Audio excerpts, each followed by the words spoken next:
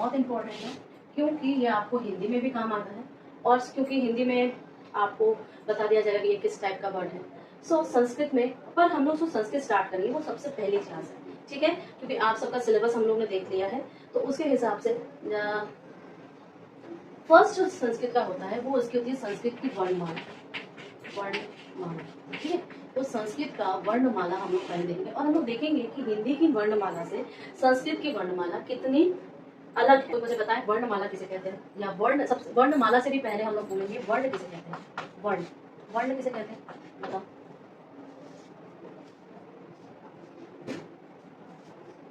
देखो, वर्ण जो होता है, जैसे आप बायोलॉजी में पढ़ते हो कि सेल सबसे छोटा होता है, उसी तरह वर्ण जो होता है वो सबसे छोटी से छोटी ध्वनि जिसके बाद और छोटा ना किया जा सके उसे हम लोग वर्ण कहते हैं, ठीक है। सो आप क्या लिखोगे, वर्ण उस छोटी से छोटी, छोटी से छोटी मूल ध्वनि को कहते हैं मूल ध्वनि, ठीक है। मूल ध्वनि, मूल ध्वनि को कहते हैं जिसके बाद और टुकड़े ना किया जा सके, अधिक खंड न किया जा सके, ठीक है, उसे हम क्या कहेंगे, वर्ण कहेंगे। लेकिन जब हम उसे वर्ण कहेंगे तो वर्ण के भी भेद होंगे, तो जब हम वर्ण को जब डिवाइड करते हैं बेटा तो हमारे पास दो आता है। क्या आता है, एक आता है स्वर, एक आता है व्यंजन।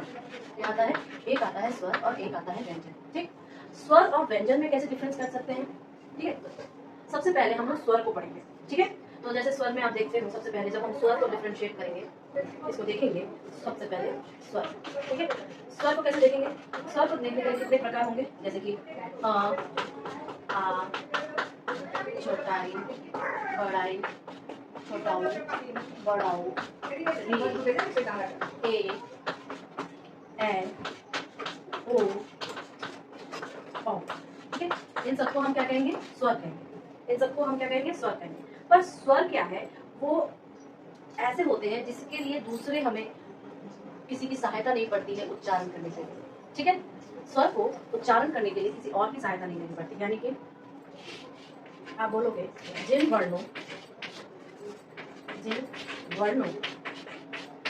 को बोलते समय दूसरे वर्णों की सहायता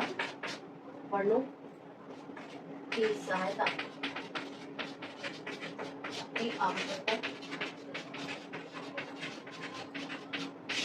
नहीं होती है,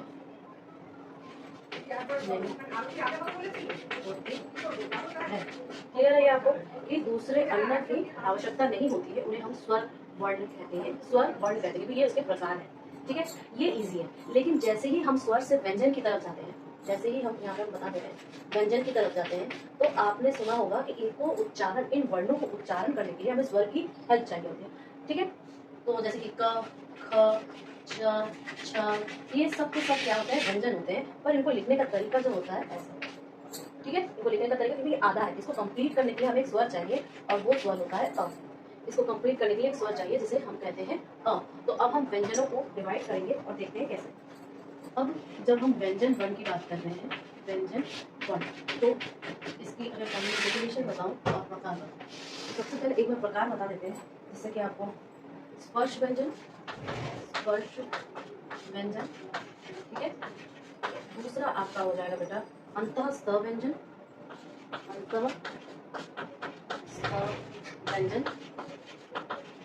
और तीसरा हो जाएगा आपका ऊष्म व्यंजन, ठीक है। तीसरा क्या हो जाएगा, ऊष्म व्यंजन। लेकिन जब हम इसके डेफिनेशन की बात करेंगे तो बोलते समय हमें इस उच्चारण करते समय, तो आप लिख सकते हो इसकी परिभाषा के तौर पे, जिन वर्णों को बोलने या बोलते समय स्वर वर्ण की आवश्यकता होती है, वर्ण की सहायता की आवश्यकता होती है, होती है, ठीक है, उन्हें ही हम क्या कहते हैं, व्यंजन कहते हैं। उन्हें ही हम क्या कहते हैं, व्यंजन कहते हैं। तो सबसे पहले हम लोग क्या करेंगे, स्पर्श के लिए करेंगे, ठीक है। सबसे पहला जो है हमारा वो है स्पर्श व्यंजन। स्पर्श व्यंजन, अब स्पर्श व्यंजन काफी आसान होता है। इसका ग, ख, ग, ग जो आप पढ़ते हो वो सारे के सारे क्या होते हैं, स्पर्श व्यंजन होते हैं। कहाँ से कहाँ तक ये हम लोग देखेंगे। जैसे सबसे पहले जब स्पर्श व्यंजन होंगे, इसमें क्या होता है, अच्छा मैंने अभी बोला था जो व्यंजन को ऐसे सिर्फ बिना सहायता के लिखते हैं तो हम लोग सिर्फ ऐसे लिखते हैं ना, एक नीचे हलक से। सो उसी तरह जब हम स्पर्श व्यंजन के बताते हैं तो ये बोलेंगे क से लेके क से म तक, ठीक है। जो 5-5 के ग्रुप बनते हैं, 5-5 के क्रमशः 5 के ग्रुप, 5 वर्ग होते हैं, ठीक है। 5 वर्ग होते हैं। अब कैसे 5 वर्ग होते हैं, कौन कौन से 5 वर्ग होते हैं, तो सबसे पहले कहेंगे क वर्ग, ठीक है। क वर्ग में क्या आएगा बताओ, आएगा आपका क, ख, ठीक है, और ठीक। इसके बाद कौन सा वर्ग होगा, च वर्ग। इसके बाद च वर्ग आएगा। च वर्ग में कौन कौन आएगा, च, छ, च, छ,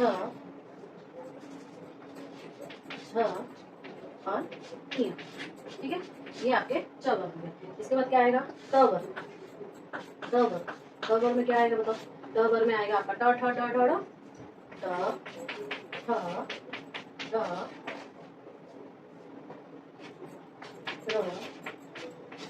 ड, ठीक है। ट वर्ग हो गया। ट वर्ग के बाद आपका कौन सा वर्ग आएगा, प वर्ग आएगा, प वर्ग, ठीक है। प वर्ग में क्या क्या आएगा, प, फ, ब, भ, म, प, फ, फ, भ और म, ठीक है। इसके बाद त वर्ग आएगा, ठीक है। त वर्ग, त वर्ग आएगा। त वर्ग में हम क्या लिखेंगे, त, थ, द, ध, न, त, थ, द, भ और म, ठीक है। ये कौन सा वर्ग हो गया, त, थ, द, ध, न, ठीक है। क वर्ग मैंने पहले लिख दिया, त वर्ग बाद में लिख दिया, कोई दिक्कत नहीं है। क्योंकि ये क से लेके म तक है, तो क इसका स्टार्टिंग पॉइंट है और म इसका खत्म वाला पॉइंट है। ये सब के सब क्या होते हैं बेटा जी, ये आपके स्पर्श व्यंजन होते हैं। और सबसे बड़ा जो वर्ग, जो ग्रुप होता है वो किसका होता है, स्पर्श व्यंजन का होता है, ठीक है। इसके बाद हम लोग किसको देखेंगे, अंतःस्थ, ठीक है, नोट कर लो।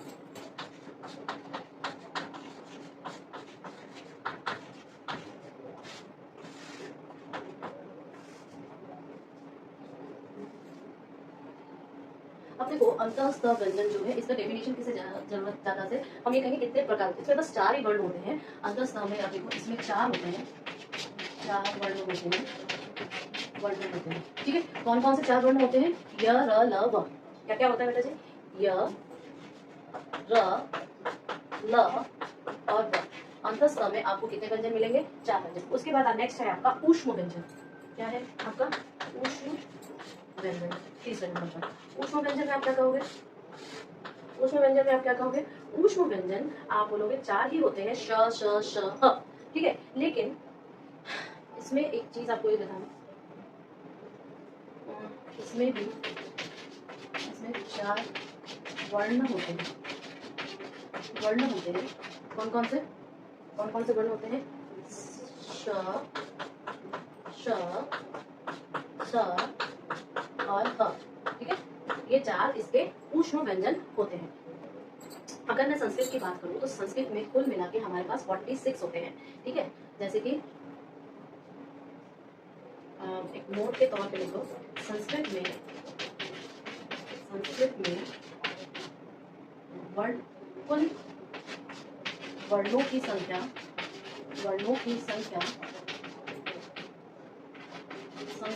कितनी होती है, 46। अब इस 46 में आप बोलोगे 12 तो हमारे पास क्या है, स्वर है, और 33 हमारे पास क्या है, व्यंजन, ठीक है। 36 हमारे पास क्या है, व्यंजन। संस्कृत वर्णमाला भी लिखो, संस्कृत वर्णमाला। अब देखो कैसे हमने अभी आपको एग्जांपल बोला कि जो व्यंजन होते हैं वो स्वर के सहायता से ही उच्चारण किए जा सकते हैं, ठीक है। तो हम कैसे व्यंजनों को कह सकते हैं, कैसे, एग्जांपल के तौर पर मान लो मुझे अगर क लिखना हो तो क को हम कैसे लिखेंगे, क प्लस अ। जब ऐसे लिखेंगे ना तब जाके आपका क मिलेगा। ठीक है, अब जैसे मेरे को छोटा ई लिखना है, मी, ऐसे लिखना है मी, तो कैसे लिखेंगे, म प्लस छोटा ई, मी, ऐसे हो। ठीक है, अब ये तो ऐसे हम कुछ भी लिख सकते हैं। मान लो कि च लिखना है, च लिखना है तो च प्लस अ। ठीक है, अगर हमें मान लो जू लिखना है, जू लिखना है तो कैसे लिखेंगे, ज प्लस ऊ, ज प्लस ऊ। ठीक है, तो ये क्या है, ये मैं लिख रही हूँ व्यंजनों को स्वर की सहायता से, स्वर की सहायता से व्यक्त किया जाता है या बोला जाता है, व्यक्त किया जाता है।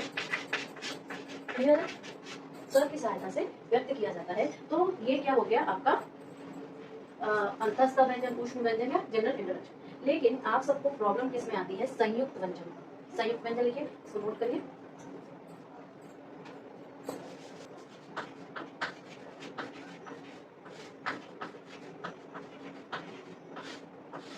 अब देखो संयुक्त व्यंजन क्या होता है, अगर इसकी परिभाषा के तौर पे देखा जाए तो हम कहेंगे कि जब दो व्यंजनों को मिलने से जो आपका वर्ण तैयार होगा उसे हम लोग संयुक्त व्यंजन कहते हैं। ठीक है, सो आप लिख दो, दो व्यंजनों के मिलने से संयुक्त व्यंजन बनते हैं, संयुक्त व्यंजन बनते हैं, संयुक्त व्यंजन बनते हैं। ठीक है, अब एग्जांपल के तौर पे जैसे कि आप बोलोगे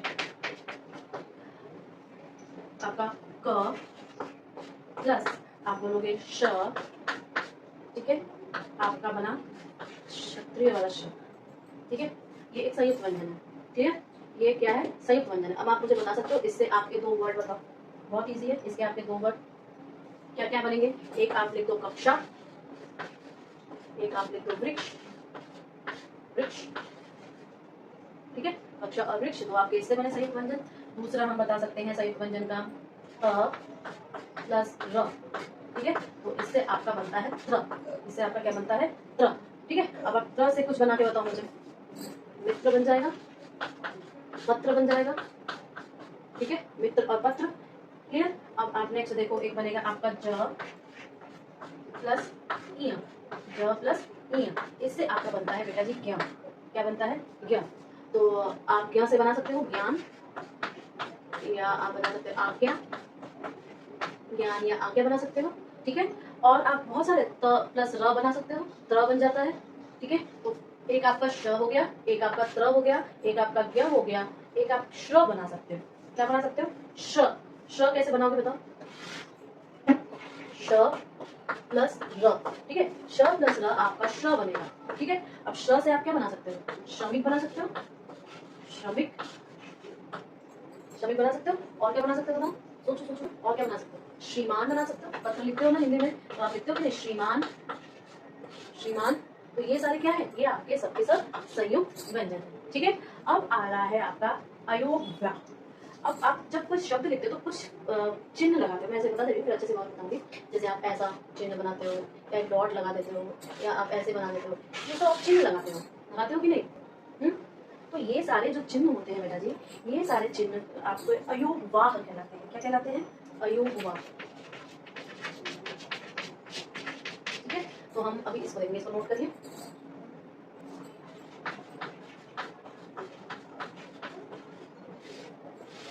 अब हमारे पास ये स्वर और व्यंजनों के अतिरिक्त हमारे पास अयोगवाह होते हैं। ठीक है, और ये अयोगवाह दो प्रकार के होते हैं। ठीक है, पहला आपका अनुनासिक हो जाएगा या अनुस्वार हो जाएगा, अनुस्वार, या आप बोलोगे अनुनासिक, अनुनासिक। ठीक है, अनुस्वार या अनुनासिक। दूसरा आपका हो जाता है विसर्ग, दूसरा आपका हो जाता है विसर्ग। ठीक है, इन दोनों को हम क्या कहते हैं, इन दोनों को हम अयोगवाह कहते हैं। अब इनके चिन्ह क्या होते हैं सोचो, इनके चिन्ह क्या हो जाएंगे, देखो अनुस्वार का चिन्ह होता है मात्रा के ऊपर ऐसा डॉट लगा दो तो ये अनुस्वार हो जाता है। अनुनासिक कैसा होता है, मात्रा के ऊपर अगर ऐसे बना दो तो ये आपका क्या हो जाएगा, अनुनासिक हो जाएगा। लेकिन अगर हम विसर्ग की बात करें तो विसर्ग क्या हो जाएगा, साइड में जब पूरा लिख लेते हो ना वर्ण को, उसके बाद आप दो डॉट लगाते हो ऐसे, तो उसे हम क्या कहते हैं, विसर्ग कहते हैं। ठीक है, तो आप बोलोगे कि यहाँ पे कि स्वर और व्यंजन के अतिरिक्त दो अयोगवाह होते हैं, स्वर और व्यंजनों के अतिरिक्त अतिरिक्त अतिरिक्त आपके पास अयोगवा भी। मैं एग्जाम में दूंगी आपको कुछ एग्जाम्पल। मात्रा ज्ञान, हेडिंग डालना मात्रा ज्ञान,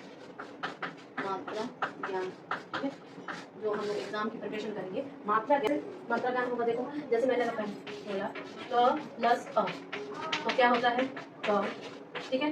दूसरे नंबर पर अगर क प्लस आ बोले तो क्या हो जाएगा बेटा, बताओ का।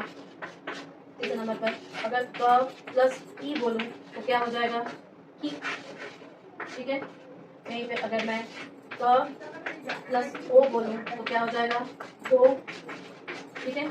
इसी तरह अगर मैं क प्लस ऊ बताऊं तो क्या हो जाएगा बड़ा ऊ की मात्रा।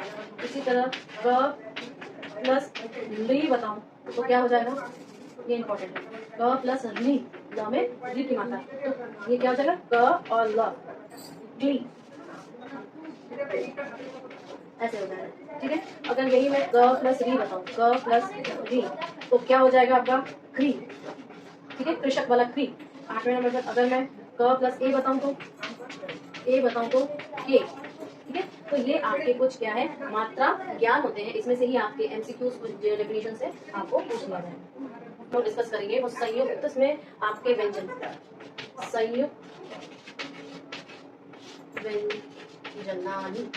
संयुक्त व्यंजनानि, ठीक है, या संयुक्त व्यंजन, जैसे कि अभी हम लोग ने श्र, त्र, ये सारी चीजें देखी ना, वही चीज डिस्कस करेंगे, ठीक है।